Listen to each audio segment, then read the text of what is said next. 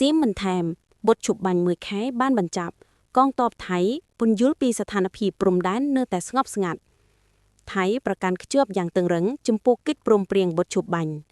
ទោះជាយ៉ាងណាក៏ដោយកម្ពុជានៅតែបន្តផ្ដល់ព័ត៌មានចោទប្រកាន់ប្រឆាំងនឹងប្រទេសថៃបញ្ជាក់ពីការប្រកាន់ខ្ជាប់នៅសេចក្តីថ្លែងការណ៍រួមកងទ័ពត្រូវបានដាក់ពង្រាយនៅក្នុងតំបន់គ្រប់គ្រងអាចកែសម្រួលទីតាំងទឹកដីនិងអាចដាក់កុងតេន័រ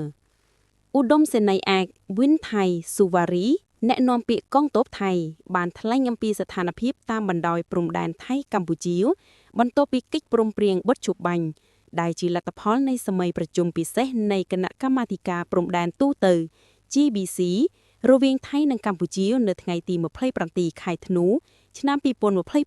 2025លោកបានបញ្ជាក់ថាភាគីទាំងពីរបានអនុវត្តកិច្ចព្រមព្រៀងនេះអស់រយៈពេលជាង1ខែមកហើយសៀមមិនថែមទោះជាយ៉ាងណាក៏ដោយក្តីបារម្ភនៅតែមានតាក់ទងនឹងស្ថានភាពបច្ចុប្បន្ន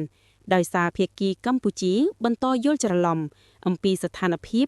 ហើយជារឿយៗបង្ហាញព័ត៌មានបំផ្លឹងពីសេចក្ដីអះអាងថាប្រទេសថៃបានកាន់កាប់ទឹកដីកម្ពុជាជាច្រើននេះរួមមានទាំងការប្រើប្រាស់កុងតេន័រដើម្បីបិទផ្លូវ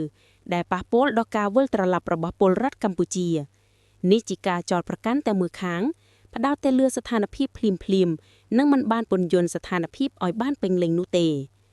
សៀមบอกថាវាមិនបានលើកឡើងអំពីអាកប្បកិរិយាមិនសមរម្យពីមុនរបស់កម្ពុជាដែលពួកគេបានគាំទ្រទាហាននិងជនស៊ីវិលកម្ពុជា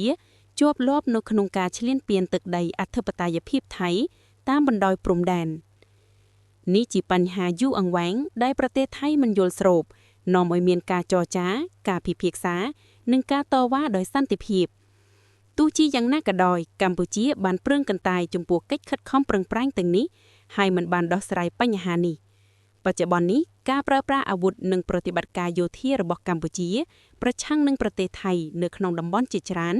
បានបង្ខំឲ្យប្រទេសថៃសងសឹកដោយអាវុធក្នុងក្របខ័ណ្ឌនៃច្បាប់អន្តរជាតិនិងគោលការណ៍ការពារខ្លួន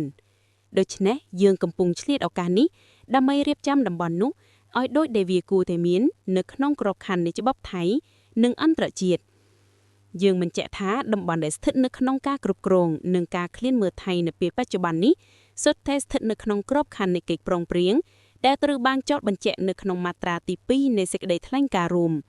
ដូច្នេះសកម្មភាពដែលបានធ្វើឡើងដើម្បីកែលម្អតំបន់ដើម្បីសន្តិសុខថៃនៅក្នុងរយៈពេលនេះគឺអាចអនុម័តបាននិងមិនរំលោភកិច្ចព្រមព្រៀងណាមួយសំខាន់ជាងនេះទៅទៀតតំបន់ទាំងអស់ស្ថិតនៅក្នុងការគ្រប់គ្រងនិងការឃ្លានមើលថៃនៅពេលបច្ចុប្បន្ននេះពីមុនគឺជាមូលដ្ឋានយោធាដែលកម្ពុជាប្រើប្រាស់ដើម្បីវាយប្រហារនិងគំរាមកំហែងកងទ័ពថៃនិងជនស៊ីវិលថៃដែលប៉ះពាល់ដល់ថៃ